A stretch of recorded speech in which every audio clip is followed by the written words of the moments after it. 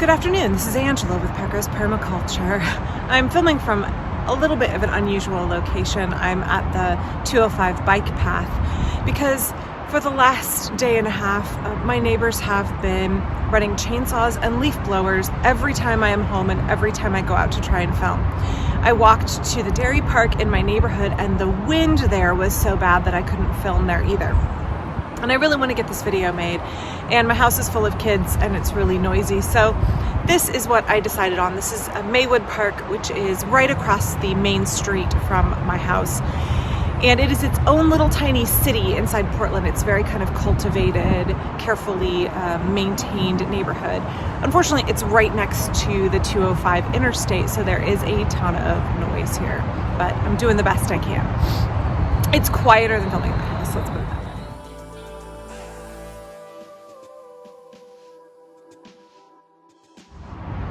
So COVID, particularly this current wave of Omicron, has me thinking a lot about how we do permaculture, how we garden, how we homestead, how we care for our livestock when we're not in optimal health.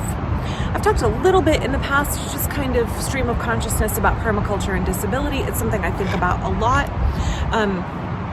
As most of you know, I'm the primary caregiver for my dad, who is elderly and disabled, and I have 2 children with significant disabilities, and it's just something that's on my mind a lot. Permaculture seems to be readily accessible for folks who are white, young, able-bodied, able to partake in the physical labor of permaculture, but there is so much more to it than just that, and our permaculture really needs to be about integrated design, really needs to be inclusive, and that means thinking about how we include folks with disabilities in our permaculture, how we design for inclusion with disability.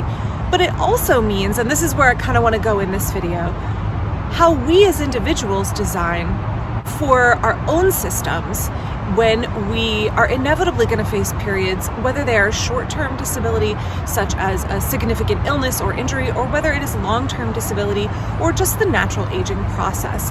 So I want to kind of address my thoughts on that a little bit. Now, I do want to say I had quite a bit of difficulty even getting out to film today. I'm just kind of in like a position where I significantly lack motivation right now. It just feels really oppressive, this wave of current illness that is sweeping through Portland, especially with my husband being a public education teacher and knowing that the schools have said their priority is to keep in-person instruction happening, even when that looks like, 14 or 25 teachers out sick and the students crammed into a gym having study hall. That still is in-person instruction. So it feels for me like frustrating and like an impending sense of doom, and that can make it really hard for me to motivate myself. I think it's really crucial when we are looking at potential periods of disability or potential periods of convalescence, short-term or long-term, we don't negate taking into consideration the mental and psychological tolls that accompany those periods of time. So for me, like obviously I'm not sick right now, but there's still a toll and there's still an impact on my permaculture and on my daily life from simply existing in a state of anticipation of future illness and disability.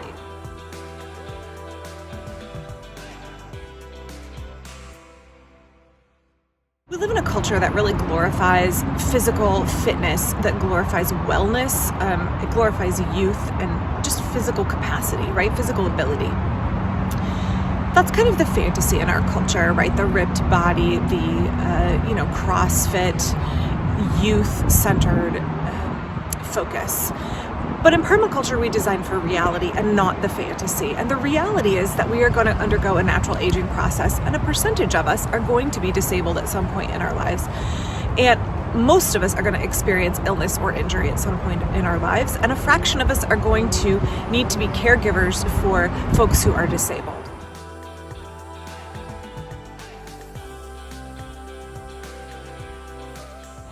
Permaculture is a portmanteau of permanent and agriculture, or permanent and culture.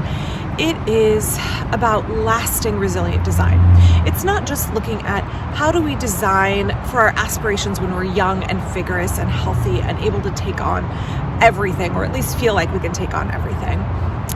it's about resilient design for the natural aging process, for periods of time when we're ill or injured, mentally or physically incapacitated in some way. It's about designing for periods in our lives when we have children, when we have care for those with disabilities, when we have care obligations for those who are elderly. It's about also the process of handing off our design, handing off our permanent culture, our permanent agriculture to future generations when we are no longer able to take care of it and no longer able to be in charge of it, when it's the appropriate time to pass on the responsibility. Permaculture design should support us in all stages of our life.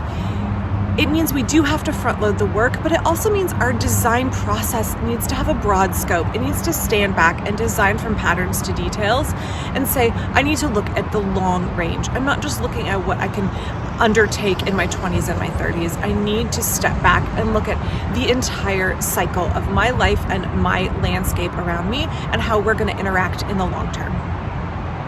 We cannot miss the forest for the trees here. We can't be so focused on being excited and over planning and over installing that we don't think about the long-term ramifications of designing only for when we are able to undertake a tremendous amount.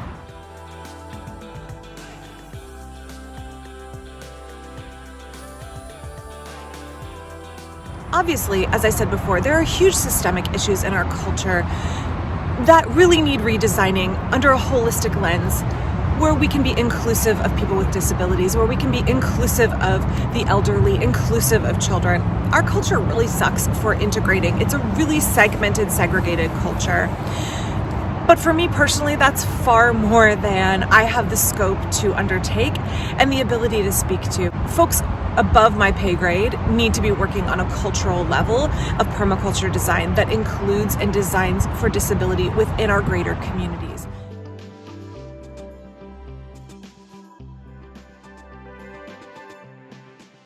So in terms of my individual design, there were questions that I asked myself and continue to ask myself and continue to work through. And perhaps these are questions that will be helpful in getting you to kind of brainstorm and think as well. The first one is, what does my forever home look like to me ideally? And how am I equipping it to meet my needs should I become disabled and as I age?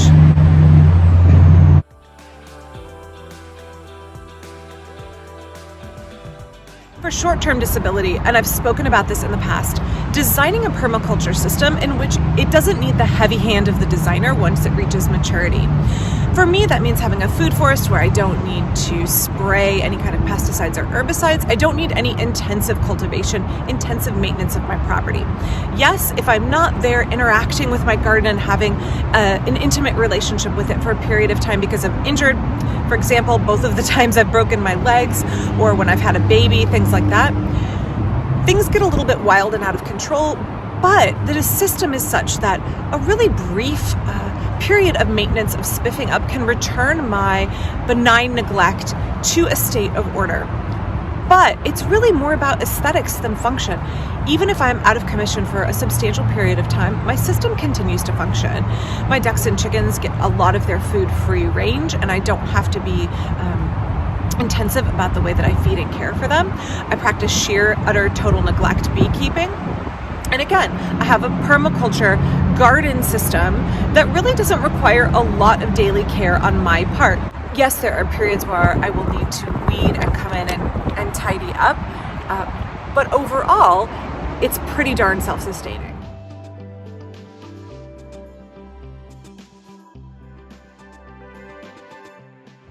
So for a lot of folks, we are thinking about this forever home concept, and that may not apply to you. You may be in a living situation where you only want to be in it for a few years, or where you absolutely have every intention as you age to move out of it and to move into something like a retirement community or something like that. That's fine. That's totally those are valid ways to do permaculture, to think about not being in the same location. If that's part of your design, that's good permaculture. But for me, I don't ever want to leave my home. And so when I purchased my home, one of the things that was really high on the list for me was purchasing a home where the master bedroom and master bath were on the first floor, so I didn't have to use stairs as I got older. I have an upstairs. It is the craft room and the room for both of my daughters right now. But in the future, I won't need to go up and down those stairs, those old 1922 stairs, every single day, multiple times a day. Now, I did a whole video on this having a smaller property can be good permaculture design. Smaller home and smaller property. There are many reasons that we have about a 1,450 square foot home and that we have a quarter acre. But one of those reasons is that maintenance for a smaller property is much easier and much less expensive as you get older. It's less to take care of as your capacity for hard work diminishes and your amount of kind of rest time increases. Having less to take care of is good design. I see lots of folks on the internet dreaming of large homesteads, thinking about their 40 acres, or folks buying their 3,000 or 4,000 square foot house, only to belatedly realize that is a burden as they age. So in permaculture, we are thinking about the broad scope. We're thinking about longevity, and that means thinking about how we utilize our space over the decades, not just right now to satisfy our current whims or interests. I spoke a little bit ago about front-loading labor. When I was in my 30s and I had the energy, that's when I did the really hard work of planting the orchard on my property.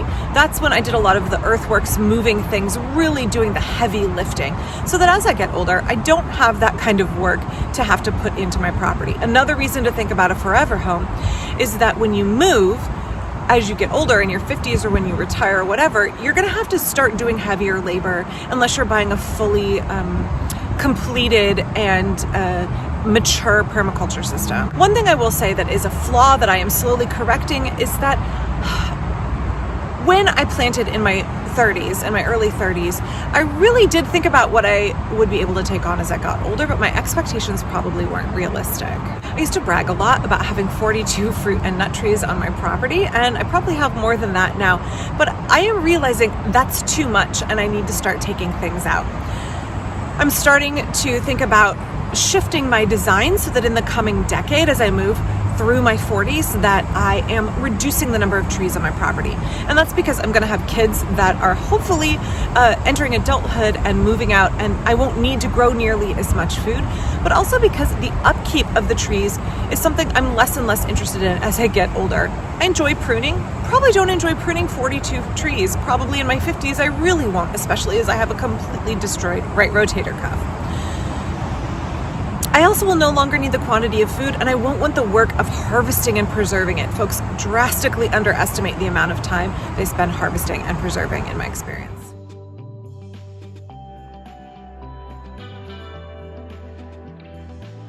Just a couple more questions that I continue to ask myself as I am continually evaluating my design and tweaking it and making it better. Do I have a plan for what will happen to my permaculture property when I can no longer take care of it? Have I thought intergenerationally? Have I had these conversations with my kids without putting expectations on them? Have I had these conversations about what will happen to my home and my orchard and my ducks and chickens and my bees as I get older, or if I become suddenly disabled? Now, we have a land trust home. You should check out my video on land trust home ownership, because that makes things a little different for my family than for your family. But that is something to think about. What are my plans or your plans for the property as you get older or if you become disabled? Have you thought about what it would look like to open your home up to a community of younger folks who could perhaps work your land, who could share your home with you, who could take on some of that labor that you did when you were younger and share the burden so that you have a comfortable place to live when you are older and they have access to a mature permaculture property and the benefits therein? Honestly, the biggest question that I ask myself repeatedly when I add to my design is, what are the long-term costs of adding this to my design? Do they negate the benefits? The costs are never really about the initial investment. They're really about the upkeep in terms of money and labor for upkeep, maintenance, and that includes, as I said, harvesting and preservation. Really, really ask yourself. I always give this example. I originally had 5 quince trees just because I love the diversity. I think they're a beautiful tree. I loved that there were different things about each of the varieties. I don't need the work of pruning, harvesting, putting up, and I don't need the yield of 500 pounds of quince a year. So ask yourself, what are the costs when I add this to my landscape? Always, always, always ask yourself, am I setting myself up for success in the long term? Am I setting future owners of my property up for success? Anyway, those are just some of my thoughts. I hope you all are staying healthy and making sure that you are preparing for Omicron. And if you're sick, I hope you heal really quickly and that it's a mild illness. I hope that you're bolstering yourself against the emotional downpull that's happening right now for a lot of us. It's a really stressful time in America. It's a really stressful time for everybody everywhere. And hope that you're taking good care of yourself. I hope that your caretaking, that your people care for yourself, includes thinking about the long term as you age. If you might potentially unexpectedly face disability, short-term or long-term, illness, injury, long-term disability, how that will impact your permaculture. Take that time, take that energy. It can be really hard to look at what a future like that might be for you, but it's really important not to leave it unplanned for, to take time, design carefully, and think about the potentialities. Are you setting yourself up for success? All right, I'm gonna go finish my walk and I will be back soon. If you enjoyed this video, check out my Patreon down in the description. Thank you.